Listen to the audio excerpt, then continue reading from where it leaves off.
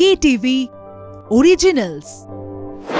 নমস্কার, কলকাতা টিভি ডিজিটালে আপনাদেরকে স্বাগত। আপনাদের সঙ্গে এই মুহূর্তে রয়েছে আমি অভিক। প্রত্যেক দিনের মতোই চলে এসেছি জেলার বুলেটিন নিয়ে। আর আজকেও শুরু করব আমাদের জেলার বুলেটিন। তবে প্রথমেই যেদিকে আমাদের নজর রাখতে হবে যে আজকে তো সরস্বতী পুজো এবং তার পাশাপাশি ভ্যালেন্টাইন্স ডে। তাই কলকাতা টিভি পরিবারের পক্ষ থেকে আপনাদের সকলকে জানাই এই যে প্রেমের মরশুম, সেই প্রেমের মরশুমের অনেক অনেক শুভেচ্ছা। শুরু করছি আজকে জেলার বুলেটিন। আর যেমনটা বলছিলাম যে আজকে তো সরস্বতী পুজো এবং সরস্বতী পুজো মানেই বাঙালির ভ্যালেন্টাইন্স ডে। অন্যদিকে তথা কথিত যে ভ্যালেন্টাইন্স ডে এবং সকাল থেকেই মেঘলা কলকাতা সহ দক্ষিণবঙ্গের আকাশ। বাঙালির আবেগ জড়িত রয়েছে এই পুজোর সঙ্গে। সরস্বতী পুজোর দিনে বাইরে বের হতে গেলে কি দুর্যোগের মুখে পড়তে হবে?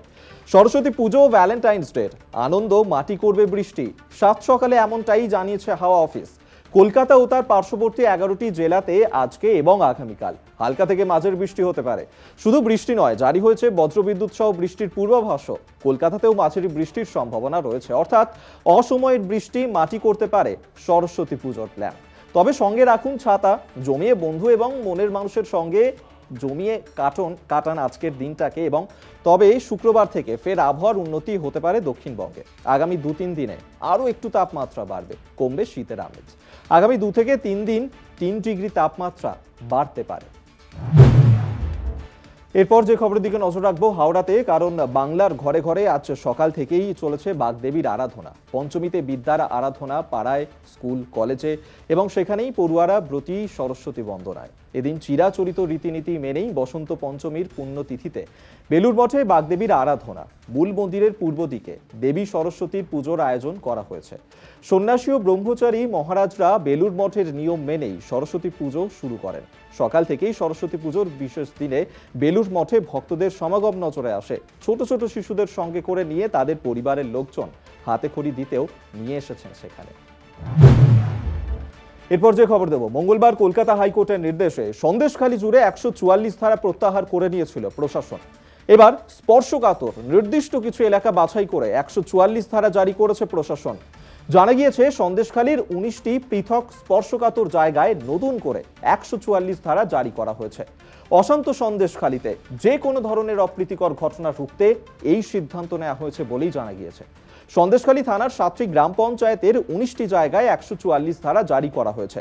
বসিরহাট মহকুমা শাসকের নির্দেশে মঙ্গলবার রাত 11:45 থেকে 19 ফেব্রুয়ারি পর্যন্ত কার্যকর করা হয়েছে এই 144 ধারা। যদিও চালু রয়েছে ইন্টারনেট পরিষেবা। বেরমজুর 1 নম্বর গ্রাম পঞ্চায়েতটিকে 144 ধারা আওতার বাইরেই রাখা হয়েছে। বুধবার সন্দেশখালী যাওয়ার কথা বিজেপির রাজ্য সভাপতি সুকান্ত মজুমদার, তিনি সেখানে যান। ফলে তা নিয়ে নতুন করে উত্তপ্ত হয়েছে সেখানকার পরিস্থিতি এবং তার আগেই জারি করা হয় বাছাই করে বেশ কিছু জায়গায় 144 ধারা। অশান্ত সন্দেশখালীতে যে কোনো ধরনের অপ্রীতিকর ঘটনা ঠেকাতেই সিদ্ধান্ত নেওয়া হয়, কারণ এখানে নানা রাজনৈতিক দল এসে মানুষজনকে যাতে উস্কাতে না পারে। আর এরপর যে খবরের দিকে নজর রাখবো, এবং হোটেলে নয়, সরস্বতী পুজো করা হবে সন্দেশখালীতেই। সুকান্ত মজুমদার সেখানেও পৌঁছে যান। হোটেল থেকে প্রতিমা নিয়ে বেরোন বিজেপির রাজ্য সভাপতি সুকান্ত মজুমদার। কিন্তু সন্দেশখালীর নির্দিষ্ট 19টি জায়গায় যেহেতু জারি রয়েছে 144 ধারা, সেই পরিস্থিতিতেই সুকান্তকে সন্দেশখালী যেতে নিষেধ করে পুলিশ প্রশাসন। সূত্র মারফত খবর পাওয়া গেছে যে সুকান্ত সন্দেশখালী যাওয়ার সিদ্ধান্ততেই অনড় ছিলেন এবং সেই মতোই তিনি সেখানে পৌঁছে যান। তিনি জানান যে সরস্বতী প্রতিমার সঙ্গে করেই সন্দেশখালীতে রওনা দেবেন, আগেই জানিয়েছিলেন, এবং পুলিশ তাদের যেখানেই আটকাবে সেখানেই সরস্বতী পুজো করবেন। সেই ছবি ধরা পড়েছিল এবং সেই ছবি দেখাচ্ছি আপনাদেরকে।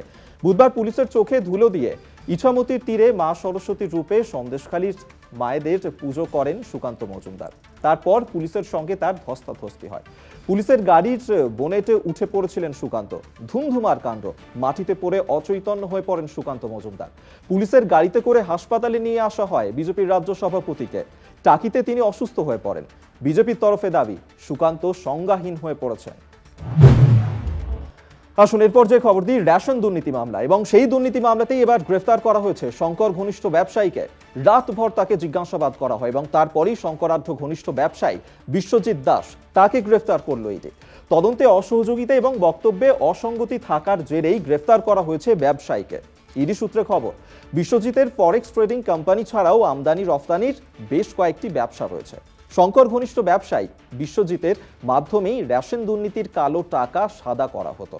এমনকি এই দুর্নীতির টাকা বিদেশেও পাচার করা হয়েছে এই ব্যবসায়ীর মাধ্যমে। হাওয়ালা সংক্রান্ত প্রচুর নথি উদ্ধার করা হয়েছে। বিশ্বজিৎ দাসের সল্টলেকের আইবি ব্লকের বাড়িতে মঙ্গলবার সকাল থেকেই রাতভর তল্লাশি চালায় ইডির আধিকারিকরা। 24 ঘন্টারও বেশি সময় ধরে চলে তল্লাশি অভিযান। রাতভর জিজ্ঞাসাবাদ করা হয় ওই ব্যবসায়ীকে। তদন্তে অসহযোগিতা করাতেই তাকে বুধবার গ্রেফতার করে ইডি। এদিন তাকে পেশ করা হয় আদালতে। আর এরপর যে ছবি দেখাচ্ছি, পথ দুর্ঘটনা। সেই পথ দুর্ঘটনাতেই নিহত হয়েছে একই পরিবারের 3 জন। বুধবার সকালে ঘটনাটি ঘটে বহরমপুর থানার চারাতলা এলাকায়। ছবি দেখছেন, প্রত্যক্ষদর্শীদের মতে স্কুটির সঙ্গে ডাম্পারের মুখোমুখি সংঘর্ষ হয় এবং সেই কারণেই 3 জনের মৃত্যু হয়। এখনো পর্যন্ত তাদের পরিচয় জানা যায়নি। এই ঘটনাকে কেন্দ্র করেই বহরমপুর কান্দি রাজ্য সড়ক অবরোধ করে বিক্ষোভ দেখান এলাকার মানুষজন। ঘটনাস্থলে বহরমপুর থানার পুলিশ গিয়ে পৌঁছায়। কান্দি মহকুমার বড়ুয়া থানার গোপীপুর এলাকার হাসানুর রহমান তাঁর স্ত্রী এবং ছেলেকে নিয়ে বহরমপুরে চিকিৎসার জন্য আসছিলেন। সেই সময় এই দুর্ঘটনা ঘটে। ওই ঘটনায় হাদানুর রহমান এবং তাঁর স্ত্রী সীমা বিবি এবং তাদের নাবালক সন্তানের মৃত্যু হয়। আসি পরের খবরে, রানীনগরে তাজা সকেট বোমা উদ্ধার। সেই বোমার ছবি দেখাচ্ছি। রানীনগর থানার গোধনপাড়া লচিমন মোড় এলাকার এই ঘটনা। গতকাল গোধনপাড়া এলাকার বাসিন্দা সোহেল রানা নামক এক ব্যক্তির বাড়ির সামনে খোলা জায়গা থেকেই এই বোমা উদ্ধার করা হয়েছে। ঘটনার পর ওই এলাকায় চাঞ্চল্য সৃষ্টি হয়। বোমা উদ্ধারের পর আতঙ্কিত হয়ে পড়েন স্থানীয় বাসিন্দারাও। খবর দেওয়া হয় রানীনগর থানায়। পুলিশ পৌঁছে সেখানে জায়গাটিকে ঘিরে রাখে। কোথা থেকে ওই জায়গায় বোমা এলো তা বুঝতে পারছেন না পরিবারের সদস্যরা। পুলিশ এই জায়গাটিকে ঘিরে রাখে। খবর দেওয়া হয় বম ডিসপোজাল স্কোয়াডকে। আর এরপর যে ছবি দেখাচ্ছি, সরস্বতী পুজো, কালনার মেগা ইভেন্ট।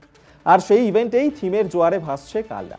মঙ্গলবার রাতেই কিছু পুজো কমিটির উদ্বোধন করা হয় সেখানে। আজও বেশ কিছু পুজোর উদ্বোধন হয় সকালবেলাতেই এবং আগামী 4 দিন ধরে সেখানে জমজমাটভাবে চলবে সরস্বতী পুজো। এবছরের অন্যতম পুজো কমিটিগুলির মধ্যে কালনা পুরাতন বাস স্ট্যান্ড এলাকায় আয়োজিত ত্রিধারা পুজো কমিটির পুজো। সেই ছবি দেখাচ্ছি। এবছর তারা তাদের যে থিম ভাবনায় ফুটিয়ে তুলেছেন রাজস্থানের জৈন মন্দির। অপরদিকে কালনার আমলা পুকুর বারোয়ারি কমিটির পুজোয় তাদের থিমের ভাবনায় ফুটে উঠেছে আলপনা। একটি রাজবাড়ির ওপর আলপনা দেখানো হয়েছে মণ্ডপ জুড়ে। পাশাপাশি কালনা তালবোনা এলাকার সপ্তর্ষি সংঘের পুজোয় থিমের ভাবনায় ফুটে উঠেছে ডিজনিল্যান্ড, যা ছোট ছোট শিশুদের দৃষ্টি আকর্ষণ করবে বলেই আশাবাদী উদ্যোক্তারা। এছাড়াও ছোট বড় মিলিয়ে প্রায় 150টি পুজো কমিটি তাদের বিভিন্ন থিম এবং সাবেকি প্রতিমা নিয়ে তাদের মণ্ডপ সাজিয়ে তুলেছেন। তবে ওই সেই বৃষ্টির ভ্রুকুটি থাকায় একটু হলেও চিন্তিত পুজো কমিটি। আর সব মিলিয়ে বলাই যায় সরস্বতী পুজো উপলক্ষে জমজমাট কালনা। তাহলে জেলার বুলেটিন আজকের মতন এখানেই শেষ করছি। তবে আমাদের এই জেলার বুলেটিন কেমন লাগছে আপনাদের অবশ্যই জানাবেন। আমাদের ইউটিউব, আমাদের ফেসবুক পেজ, আমাদের ইনস্টাগ্রাম, আমাদের এক্স হ্যান্ডেল অবশ্যই নজর রাখুন এবং বিভিন্ন গুরুত্বপূর্ণ খবর পেতে হলে অবশ্যই আমাদের অনলাইন সাইট কলকাতা টিভি অনলাইনে সেখানেও নজর রাখুন। আর দেখতে থাকুন কলকাতা টিভি, রাত দিন 7 দিন।